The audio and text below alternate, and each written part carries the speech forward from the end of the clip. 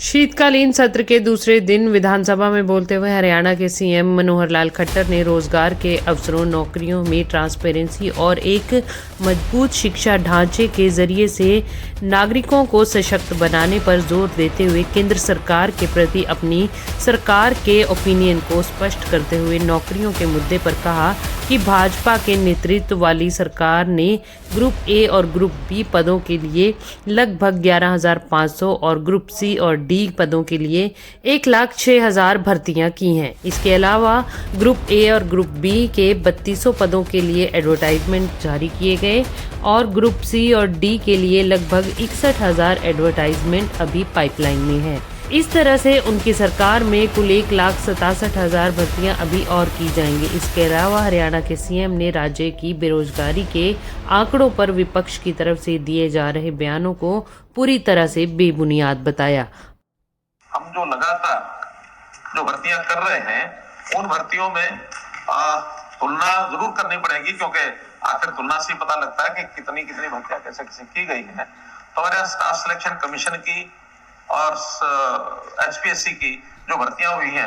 उसमें अगर मैं पिछले 10 साल की बात बताता हूं तो एचपीएससी की भर्तियां कुल 8700 हुई और अभी हमारे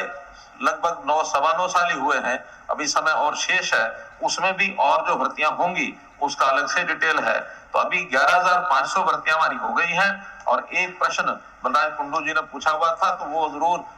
उस साथ में शामिल करके उसका उत्तर बता रहा हूँ कि अभी क्लास 1 और क्लास 2 3200 भर्तियां और जो है एडवर्टाइजमेंट हो चुकी है, जो बहुत जल्दी अभी होने वाली हैं। तो ऐसे कुल मिलाकर के 15,000 के आसपास की भर्तियां एचपीएससी की हो जाएंगी।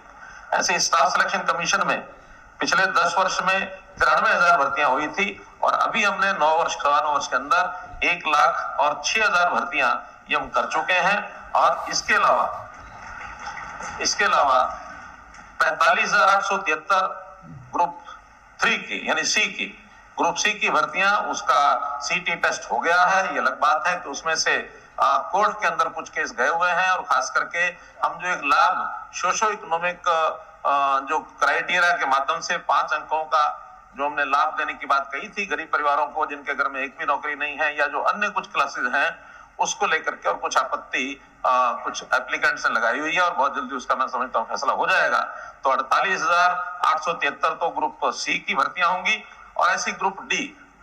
डी का अलग से सीईटी टेस्ट हुआ है और उस ग्रुप डी में एक प्रावधान है कि जब रिजल्ट आएगा, क्योंकि वो भी लगातार 3 साल के लिए रिजल्ट निकाल के रखा जाता है, 3.5 लाख के लगभग लोग उसमें पास हुए हैं, उनका कोई इंटरव्यू नहीं होना है, केवल रिजल्ट के आधार पर ही उनकी जो नियुक्तियां हो जाएंगी, जो भी उसमें क्वालिफाई करेंगे मेरिट पर आएंगे।